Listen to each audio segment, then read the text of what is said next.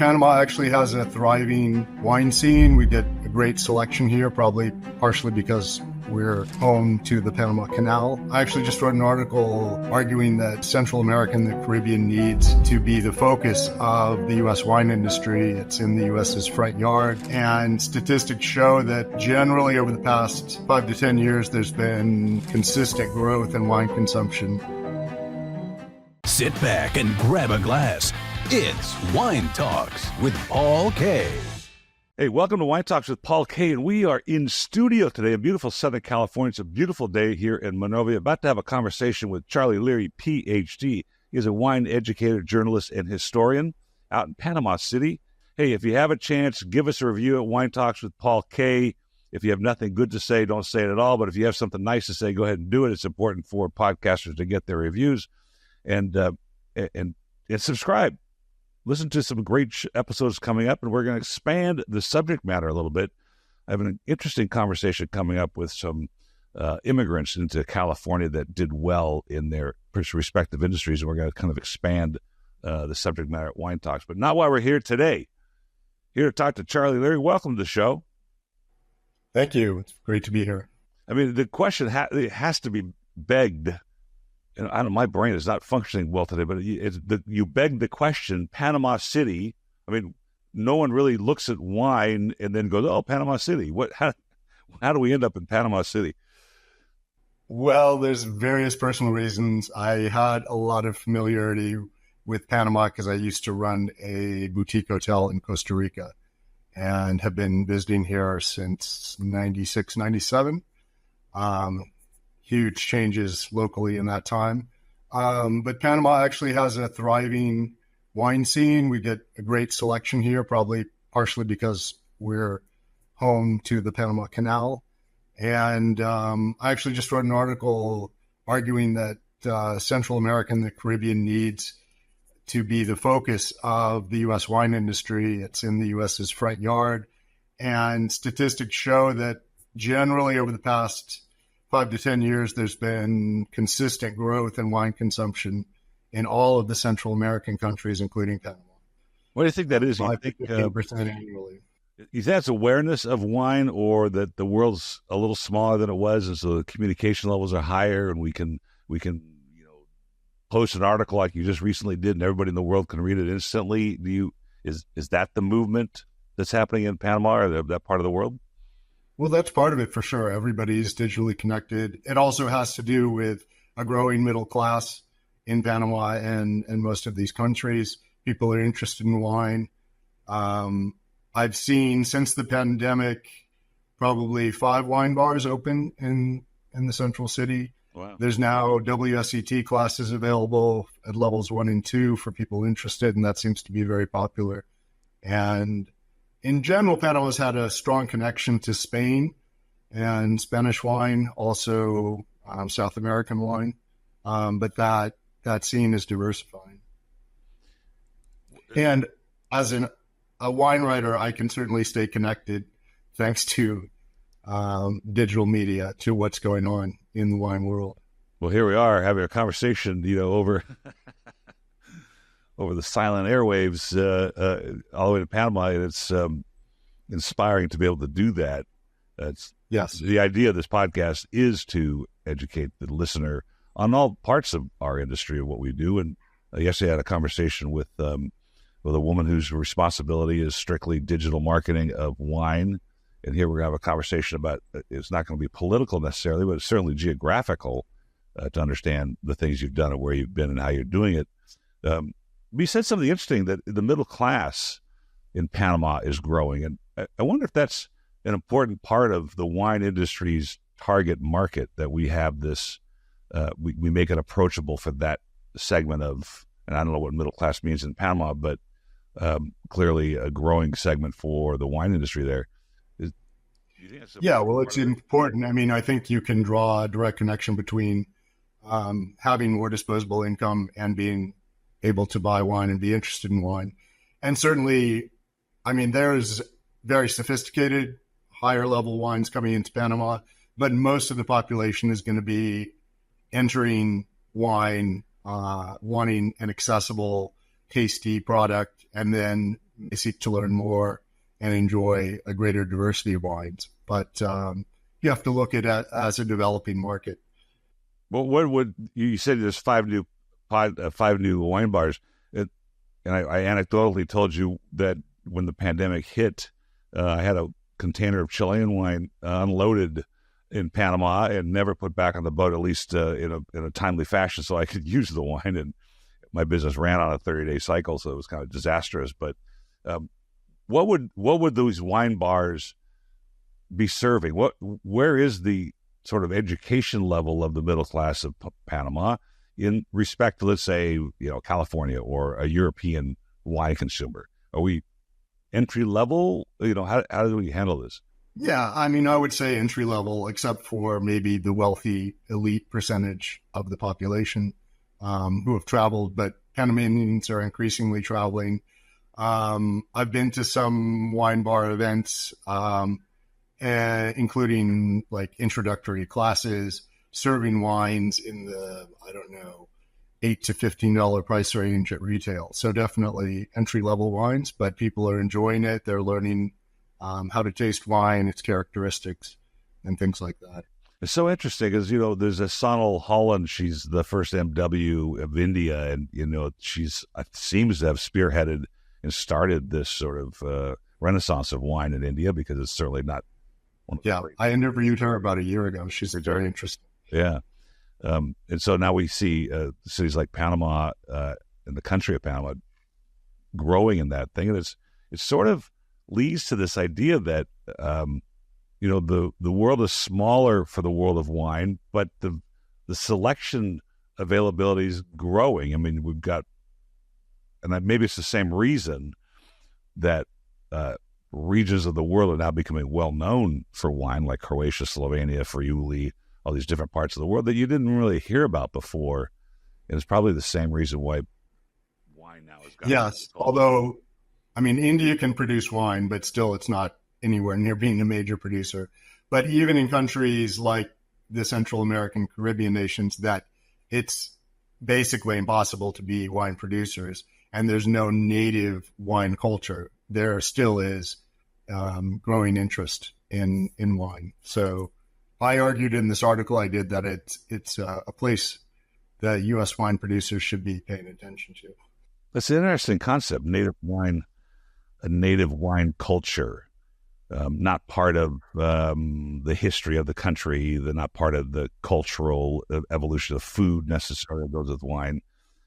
But certainly that wouldn't preclude a population from learning and from experiencing and refining their palates, and people like you educating them, natively, really. Absolutely, yes. So interesting. So how did you? We talked about some of the things you've done in your career, and I noticed here you talked about managing an IGP vineyard in the Andalusia of Spain, which is what, the southwest. Yeah. Big southern autonomous area next to the Mediterranean. One of the great countries of wine production. I don't think Americans are fully aware of the vast quantities of wine that come from Spain and the regional differences of the wines from Spain. But Andalusia certainly is not part of that conversation. Rioja, Ribera del Duero. Right. It isn't, except for sherry, for Jerez, which is in Andalusia. But other than that, you're correct. But there are very good wines being produced there, particularly in the province of Granada. And this vineyard was in the province of Almeria next door. It was sort of a personal project, planted about 5 hectares of vines, so not huge, but also not tiny. And long ago, the government had established an appellation there at the IGP level. So the appellation is called the Desert of Almeria. So I perhaps have some perspective into what, if climate change continues, what some wine regions may look like in the future. Hey, have a listen to, we're probably going to discuss Bordeaux today. You spent time in Bordeaux, and I just got back from two great podcasts one with Pierre-Olivier Pierrot, as they call him, Clouet at Cheval Blanc. Amazing, passionate conversation about winemaking in the great city of Bordeaux, as well as with the directrice of Chateau Bailly, Veronique Sanders. We had a great conversation on premise and amazing innovation going on at that property. So what would you, I mean, since it's part of the sherry sort of area, but were you growing grapes or planting the vineyard to create sherry style or dessert style wines, or were you looking to? No. I focused on red wines. The grape varieties that did particularly well were Garnacha and Mourvedre. But we also had plantings of Merlot and Cabernet Sauvignon, which were among the authorized varieties. And how long ago was this? This was between about 2016 and 2019. And so we were probably now coming of age. You're probably the fifth or sixth vintage in. Have you kept it? Yeah, unfortunately, as of 2019, I was no longer associated with the vineyard, so I'm not sure what's going on. And how did that come about that they would call Charlie Leary to come down and help? Well, no, my project was my property. Oh, really? Wow. Yeah. And what took you down there? It's a complicated story. Essentially, I started a hotel business in Nova Scotia in 2000. And although the original business plan was to function year-round, it became obvious very quickly that year-round tourism was not going to be a reality in Nova Scotia, at least at the international level. So we ended up running that business basically half the year. And the other half of the year, for the most part, I spent in Spain or Costa Rica. So interesting. I mean, you're really picking the hot spots for wine, huh? Nova Scotia, Andalusia, Panama. Well, Nova Scotia actually is producing really good wine now. I've had some Canadian talk show hosts on the show a couple of times, really brilliant guys, and the laws in Canada are so ridiculous when it comes to importation of wine and stuff. So I actually was asked recently by an auction house here in Southern California to appraise somebody's collection. And so I thought, sure, if they have Lafite Rothschild and those kinds of things, I can easily appraise it. But it wasn't. It was 100% Canadian wine, the whole collection. And they had really 8,000 bottles. And it was very interesting. I thought, man, I don't know where to start with this. I really can't help you. And I don't, it wasn't pedigreed stuff. But anyway, it's kind of interesting that part of the world is also doing things in the wine trade. So what got you into the wine business? I mean, you're hospitality, you had a hotel, you planted a vineyard. I mean, that doesn't just come around on a whim. Was this a slow evolution into the trade, or? So I was headed down an academic path. I completed a PhD in history at Cornell University, which, by the way, was a fascinating period to be there because that's when the Finger Lakes wine region was very quickly evolving away from hybrids and towards Vitis vinifera production, the true European wine grape. But I then, while I was writing my dissertation, moved to Louisiana, and two friends and I started a farming operation which supplied organic produce, cheeses, and exotic mushrooms to local chefs and also to local farmers markets. And the cheeses we actually ended up selling across the country. And then our idea was to open a restaurant in New Orleans that would be based on our farm products. So we opened a restaurant in 95, 96 in Uptown New Orleans. And I was the person with the most passion for wine, although I didn't necessarily know much about it. So I became the de facto director of the wine program for the restaurant. And that was my first, experience with wine in a professional capacity. Though I had grown up in Oregon, in California, and seen the wine industries evolve there. How did the restaurant do? restaurant did very well. It was a very unique and probably before its time concept because we were doing Creole vegetarian cuisine, but not vegetarian like tofu and meat substitutes and things like that. Just honest vegetarian food that didn't try to be something else, but was at a very high culinary level. And we had a small wine program that, tried to reflect that high quality as well. Back when the Times-Picayune was still a daily newspaper, we received a 4 out of 5 rating for food and wine on the first review within a few months of opening, and the restaurant did very well.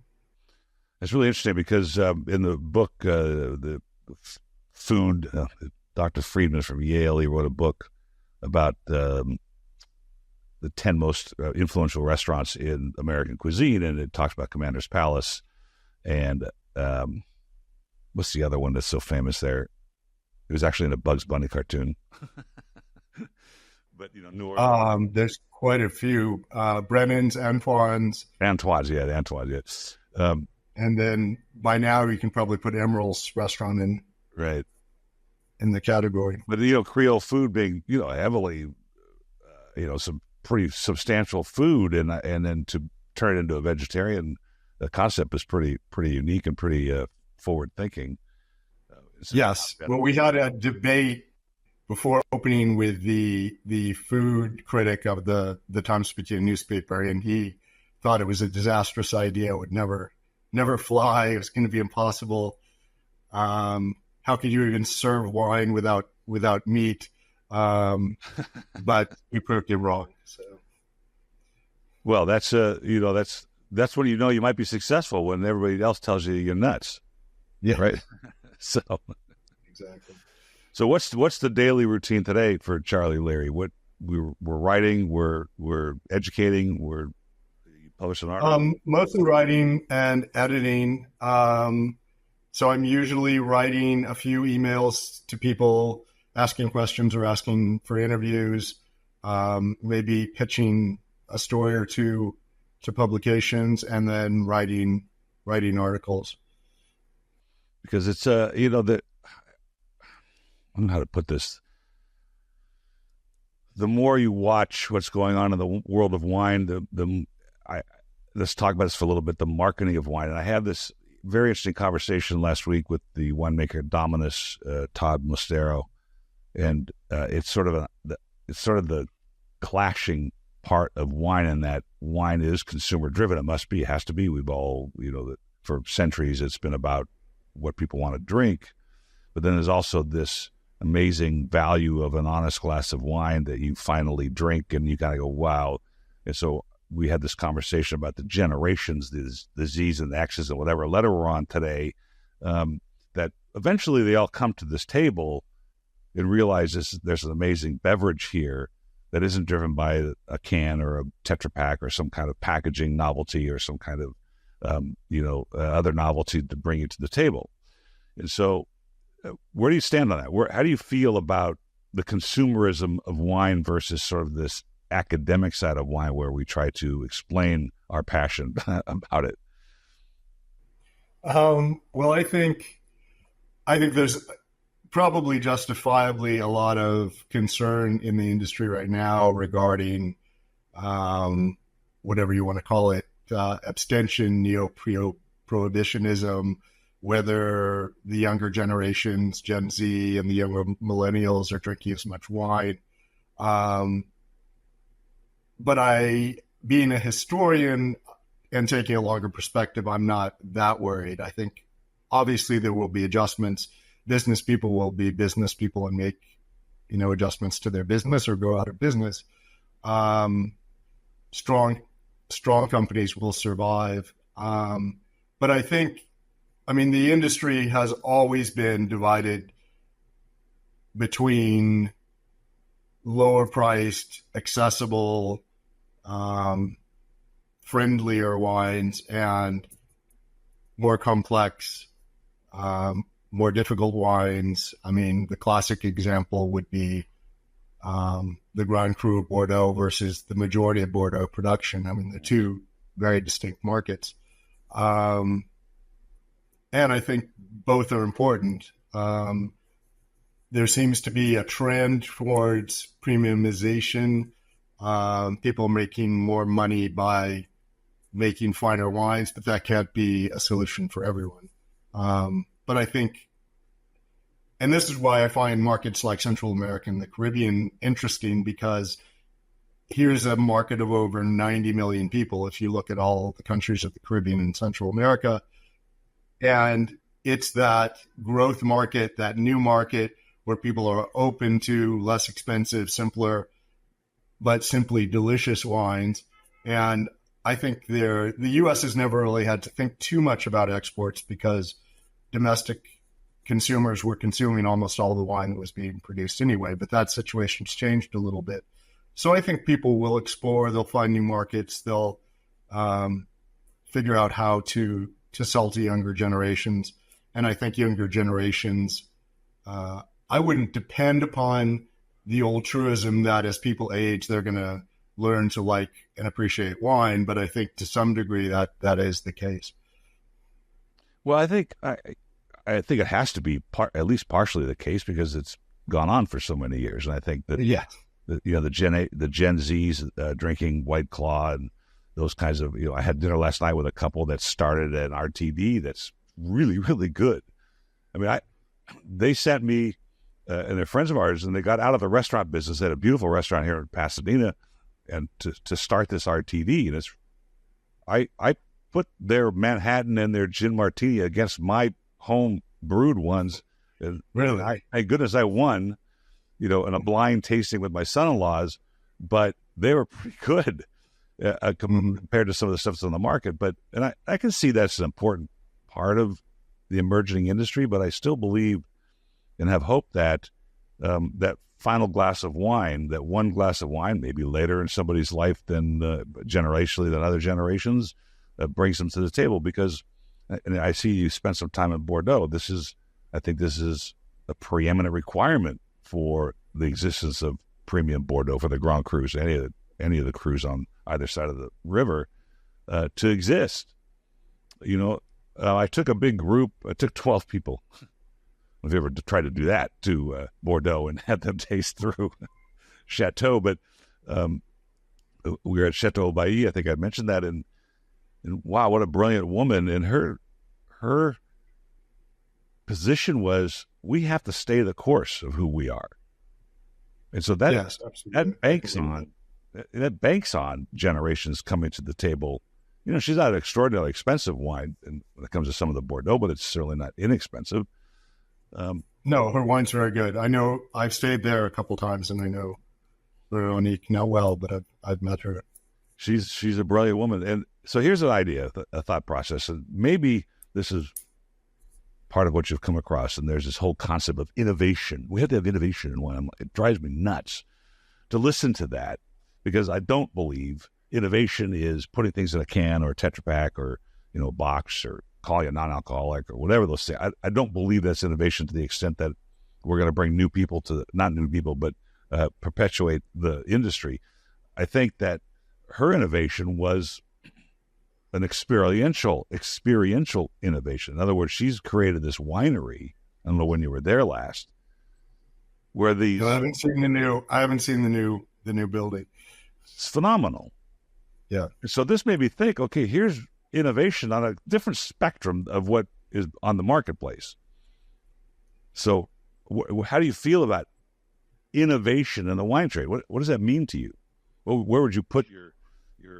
Well, I think that's what I was saying, that I'm not too worried, taking the long view, because businesses will innovate, businesses will adapt. I think there is some concern right now in how to market wine more effectively, perhaps. But I think ultimately serious wineries and serious business people who are in the wine industry will adapt and innovate. And certainly Haute-Bay and places like that are good examples at the upper end. I also don't think we can, from a position of being wine connoisseurs denigrate sweet, easily accessible, Moscato, White Zinfandel. These are all types of wines that need to exist and will lead to people branching out, or perhaps not, but still they're consuming wine, but will probably lead to people branching out, trying different wines, different grapes, and new experiences. So I think there's a tendency right now to want to appeal to people's subjective opinions and perhaps the lowest common denominator in the wine market. I don't think we can cater to everyone's personal preferences, but I think sort of entry-level wines are very important to the wine market.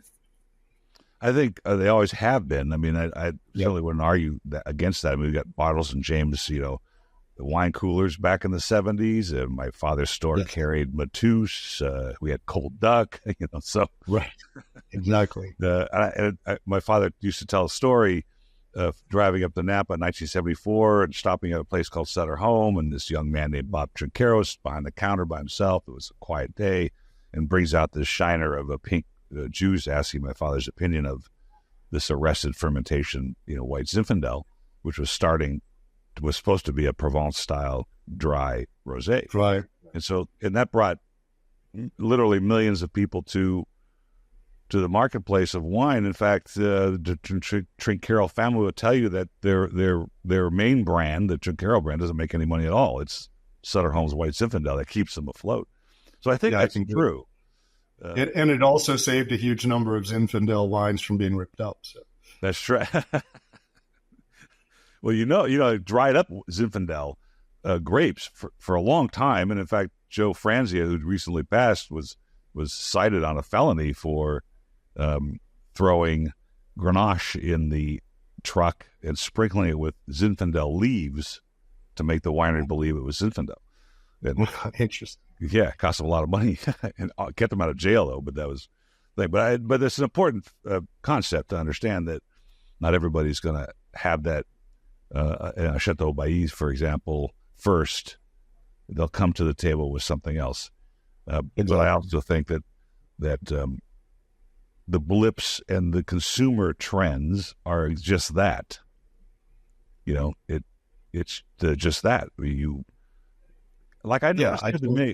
Go ahead. I tend to agree. I noticed the other day that the can section of my local market is half what it was a year ago. Maybe it was summertime, so you'd expect a larger thing. And I've had many, many canned wines. They're okay. But I had a canned wine manufacturer in the shop here telling me that she thought for sure, Lafite Rothschild and all the first growth Bordeaux would be in a can one day. So I don't think so either. So tell me about your stint in Bordeaux. What you wrote here that you did a lot of work in the wine history and focusing on Bordeaux. What did you find? Well, let's go back to this thing. There was a brief conversation with the Dominus maker about the 70s of Bordeaux, then that really downturn in consumption of Bordeaux and the quality. They had a few bad years in a row. What were you peeling back there? I'm sorry. I just got a computer warning when you were talking. Could you repeat? Yeah, no problem. When you were studying in Bordeaux and writing the history of Bordeaux, what were you seeking to find? Just a general overview of what the history of Bordeaux, or were you looking for what happened in the 70s when Bordeaux consumption was down? What was going on? Well, my interest in Bordeaux goes back to my days as a wine director for this hotel in Nova Scotia. And we started to be invited to events in Bordeaux. I got to stay at several of the chateaux, particularly in Grave in the Pessac appellation.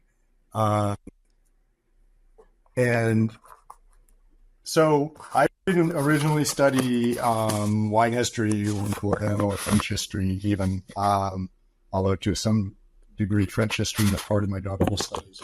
But I became familiar with Bordeaux by visiting as a wine director, being hosted by some of the chateau. I then lived in Bordeaux for about half the year in 2006, 2007. Got to know the city, visited more wine. And eventually I sold my businesses. And during the pandemic, really, I decided to return to research and writing, but this time focused on wine and wine history.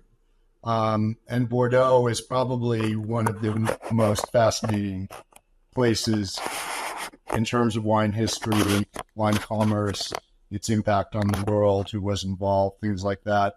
So my inquiry into Bordeaux actually began with an article for Jane Anson and her website on the philosopher Montesquieu, who was a very important, prominent Enlightenment philosopher who also happened to be a wine producer. So I started to look at everything I could find regarding Montesquieu's wine production, who he sold to, what kind of wine he was producing, things like that. And that led to some surprising places and alleys because he was doing business with doing what we would call direct-to-consumer sales to a lot of British nobles, where they would place orders with him directly and he would ship wine in barrel to them directly.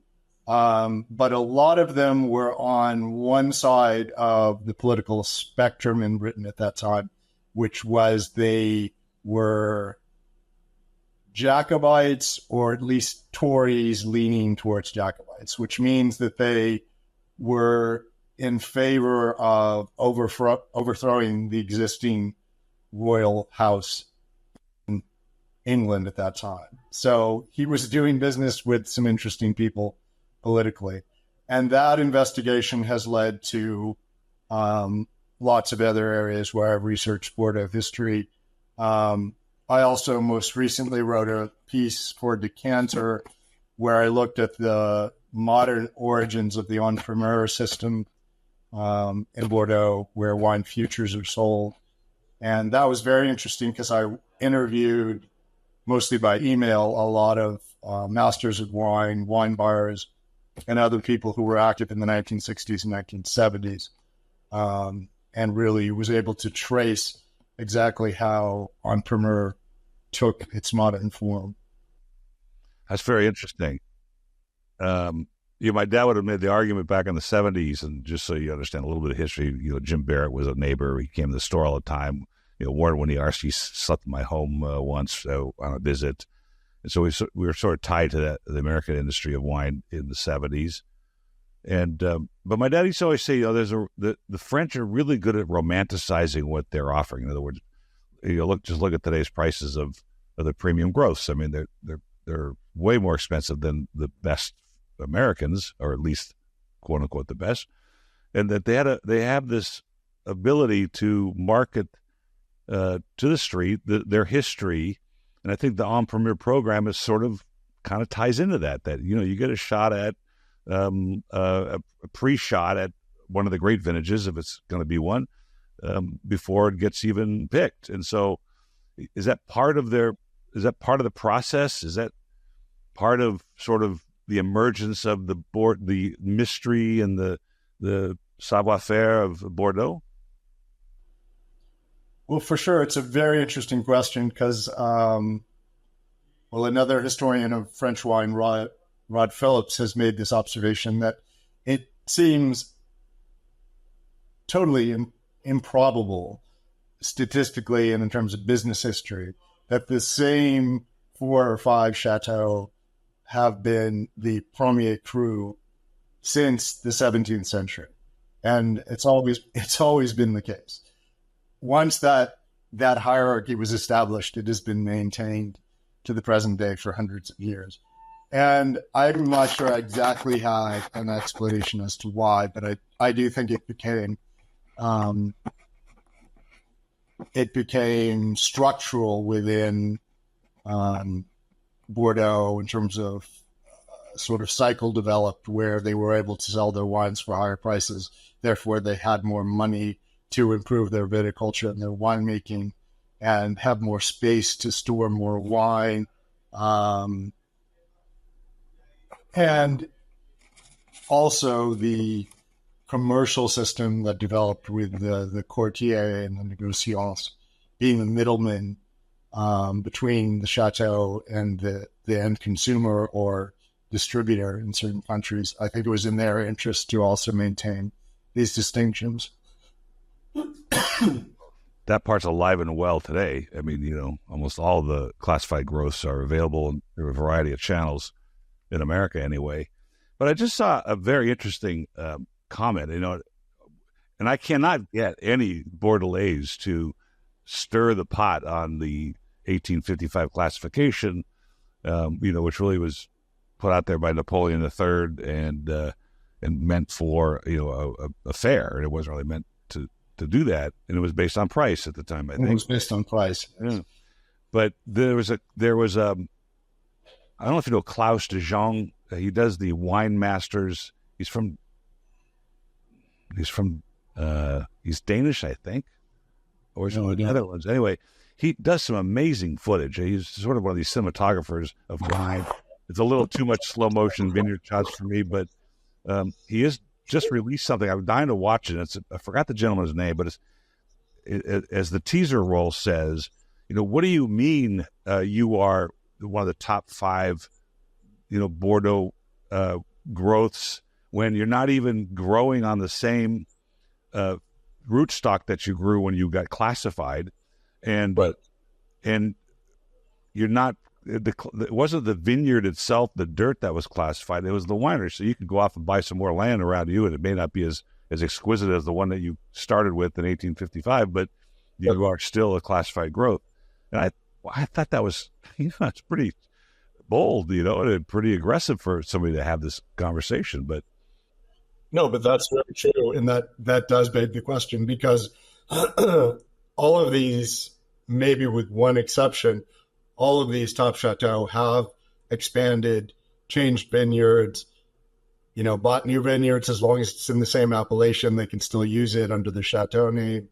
So there's also been changes in grape varieties, percentages of different varieties, and things like that. So certainly there have been huge changes since the 18th century and since the 1855 classification.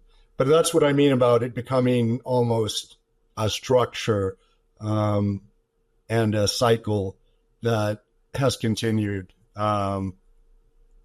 partially based on money and the ability to spend and ensure their continued survival at that top level. Which I'm not saying it's illegitimate, because these are great wines, but Rod Phillips' point that how can these same 4 or 5 chateaux have continued for 300 years to be the top in Bordeaux, it is worth looking into. It certainly might bode to my thought. When you said Montesquieu was doing direct to the consumer, I thought I guess he predates my father's 1972 club that he started in America. That I thought my dad did, originated this idea. So how would you classify? You said something interesting earlier, and I want to peel it back a little bit more, because I brought this group to Bordeaux. We've got the taste of Cheval Blanc, Andalusia, Aubailly, and Lagrange, and some other vintages, and they clearly and respectfully found the structure of Bordeaux and the differences than what they've been drinking here from Napa, particularly with the Napa sort of profile that's emerged in the world of wine, which is sort of that juicy, opulent style. But there are a lot of entry-level Bordeaux. I think what Mouton Cadet is like 1 million cases or something, or some ridiculous number. But we also visited a little Lalande de Pomerol vineyard called Chateau Canon Chaigneau. And, structurally pretty decent wine that blow you away in this complexity, but decent wine. Is that the difference that you find? So you said there's these 2 Bordeaux, which is sort of that entry-level regular stuff versus the premium stuff. Is it a complexity issue, a structure issue? How do you define that? I would say yes. I mean, I think there's a lot of Bordeaux producers, more than even 10 or 15 years ago, who are experimenting, who are making higher quality wines that are also perhaps more fruit forward, more interesting, and able to be appreciated when young. So I think there are still those two major types of production in Bordeaux, but maybe the lower level is getting a little more sophisticated, increasing the value that's inherent in their wines. And yes, their complexity, but still being easily accessible. It's an interesting irony. And I took this group there because I wanted to see the chateau, obviously those premium brands I talked about, but I also wanted them to see, the real part of Bordeaux, the small vineyard that's trying to break into, as much as in California, where you think this is a romantic industry to get into, and you realize that it's really hard to make $1, and that the farming lifestyle may not be what you were seeking when you started this idea. So Chateau Canon Chagnon was a small little place. The tasting room was tiny. It was sort of disorganized. The vineyards were nice, but the fermentation room and the tanks were old. And I wanted them to see sort of the rural part of Bordeaux. Cheval Blanc and Andalusia aren't necessarily the right definition of Bordeaux. So no, I mean, Bordeaux is a huge region with the majority of the wine producers are not the Grand Chateau. It's people producing wine as farmers, producing wine as an agricultural product, and having to survive on thin margins. What regions emerging now that are intriguing you as a historian and a writer? There's Armenia that's come on board. There's, obviously, when we were in Croatia not too long ago, I was shocked at the quality of the wine. Not shocked. I was amazed at the quality of the wine, all in mostly indigenous grapes, but fabulous brands, and relied solely on the psalms of the restaurants to choose something that was indicative of the area. But what's intriguing you right now? Well, I think I don't know Armenian wine. I think Georgia is certainly interesting, and I think you will see quality improvements. It's become famous for orange wine, but that's really a tiny percentage of its overall production. But I think you will see they're focused on marketing, diversifying their international markets and marketing to the U.S. and Western Europe. So I think you'll see interesting things coming out of Georgia. I also am a big fan in terms of value and quality with Argentina, which is not an up-and-coming region, but a well-established region, but it is changing rapidly. But its neighbor, Uruguay, I think you will be hearing more and more about. I think there's very focused, high-quality wine producers there. It has the diversity of climates and terroirs to produce some interesting wines. They have a lot of knowledge. They've been doing it for a while. There's a lot of exchange of knowledge with Argentina. And I think you will see more and more stuff appearing on international markets from Uruguay. It'll be an interesting subject. And I'm going to Armenia in September to produce a show, hopefully, on sort of the headwinds they have. But I just thought of this as you were speaking, because certainly Uruguay, and I think every time I take out a bottle of Garzon Tanat and just pour it without people seeing the label, it always raises an eyebrow. They go, what is this? I'm like, that's pretty, or in wineries in America as well as in France, taking on, the traditional methodologies that Georgia uses, the amphora and the clay pots, and experimenting with, the complexity that comes from that. But I just thought of this. When I go to Armenia, I'm going to just sit down with some winemakers. I'm going to set this up before I go, but to understand the headwinds that particular region is experiencing getting their wines in the marketplace. And I can tell you there's a couple of Armenian wines now, post-freedom, that have emerged, and I think are world-class complexity and structure. Not all of them, but a couple of them are really, really good. But they are facing sociological, bureaucratic, government bureaucracies on the headwinds of getting this stuff to the marketplace. And Are you saying particularly the U.S. market or all markets? Well, they do have less headwinds into France. I know that for sure. But I've been trying to get a couple of brands here in Southern California into a wholesale book, and I have connections all over the place in this industry, and I can't get any people to look at it because the marketing of wine right now is so difficult, and nobody wants an unknown brand in their book because there's no placements yet. But more than that, when I go back, I'm sure I'm going to find in the Armenian community, wine community, there's going to be governmental issues that they've been trying to solve, or relationships among themselves, that they can't get a consortium together to advance themselves as a group versus just trying to promote and wave their own flag. And I'm wondering, every country's probably got the same, some similar issues, but I'm sure the Argentinian issues are different than the Armenian issues and different than the Slovenian and the Jordan issues. It might be interesting tact to figure out. Well, as you said, if there's not a situation in Armenia where they have cooperation, friendly competition, and maybe government support or a trade organization that's really helping them internationally, I think those are important factors in countries like Georgia recently really has put a lot of effort into marketing the wines internationally. And also you see the same kinds of cooperation in trade organizations in Uruguay and in Argentina. You're saying the one comment in Argentina that I think is kind of fascinating now, as they've emerged. I mean, you still call them New World in the sense that it's not that old industry. But they're experimenting, as you probably know, with Malbec at these elevation changes. So the same vineyard is saying, we're going to plant here, we're going to plant here, we're going to keep going up the mountain, up the Andes, to see how it changes. And it's producing crazy character in some of these Malbecs. Absolutely.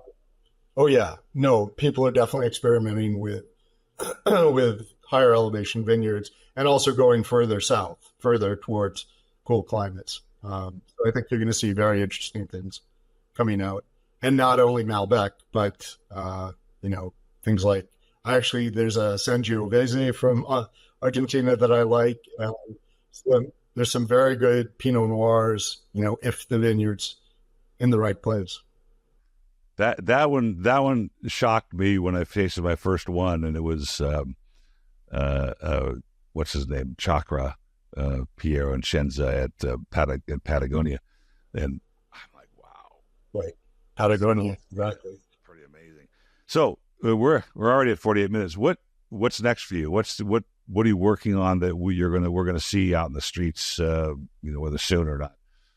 Well, and I should kick myself for not promoting this more, but I just published the second edition of my book on wine education programs, which is called Leary's Global Winology. So it's basically a guide to all the types of wine studies programs that I could find around the world, just to sort of show that there's more than just WSET and maybe quartermaster sommeliers. People want to study and learn about wine. And it also touches on scholarships, mentorship programs. So it's a great reference to the huge diversity that's available in terms of wine education, including free online programs, which I have a chapter on. And well, I just stop there for a second. I think it's fascinating because I just did Christian Ogenfuss up in the Napa Valley's WSET. Napa Valley Wine Academy. Yeah, and it's an interesting conversation. And then somebody wrote a little article about the three major ones, the Master of Wine, and Master of Sommelier, and the WSET. Right. But so tell me a little more. Let's peel that back a little bit, and I'll fix that in the podcast so it's up front a little bit. But these online versions and these scholarship, because let me just focus a little more. There's a lot of activity in the world of wine for women and BIPOC, people of color. Right, exactly. And this is... Go ahead. You've mostly seen the scholarship opportunities increase in reaction to Black Lives Matter and things like that. And I think it's been needed. It's a good thing. So I call them the big five. You've got Institute of Masters of Wine, WSET, or Wine and Spirit Education Trust, Society of Wine Educators, mostly in the U.S. Then, to some degree, if you want to specialize, the Wine Scholars Guild and Quartermaster Sommeliers. Did I say that already? Yeah, no. That was it. Sorry. Anyway, I call them the Big Five. But there's a huge number of individual organizations or schools that have developed their own specialized curriculums. Napa Valley Wine Academy is a good example. Also, the San Francisco Wine School is doing a great job. Also, over the past 10 years, a lot of these wine trade organizations, national wine trade organizations, have developed online courses that are usually free, where you can study South Africa wine or Rioja or what's another good example? Andalusia. Well, yes, actually, Sherry and Jerez has a program as well. And there's wine history courses. Some of them, if you want to get a certificate, you have to, pay $30, but it's relatively nominal. But there's a huge amount of opportunity available. And then increasingly, there are scholarships available, and also a lot of places are offering mentorship programs where people can get practical experience in the industry. So let's stay on it for a second. I mean, when I bought in 1994, I bought a club called the American Wine Society of Wine. It was a wine club. You paid money for the right to buy wine through them. It was in New York, and it was one of the best things I ever did in my career was to buy this guy. It was in bankruptcy. It was already dead, but it was very profitable. But with what came with it were pallets and pallets of Alexis Lachines' Vineyards of France book, and then a 7-course wine course, a 7-part wine course. And I reproduced it. I used it extensively at the Wine of the Month Club to give to first-time members that would read it. But it always fascinates me that everybody wants to learn about wine. I've had people go, let's go to dinner, and I start to talk about wine because they asked me to, and I lose them in 30 seconds. And, right.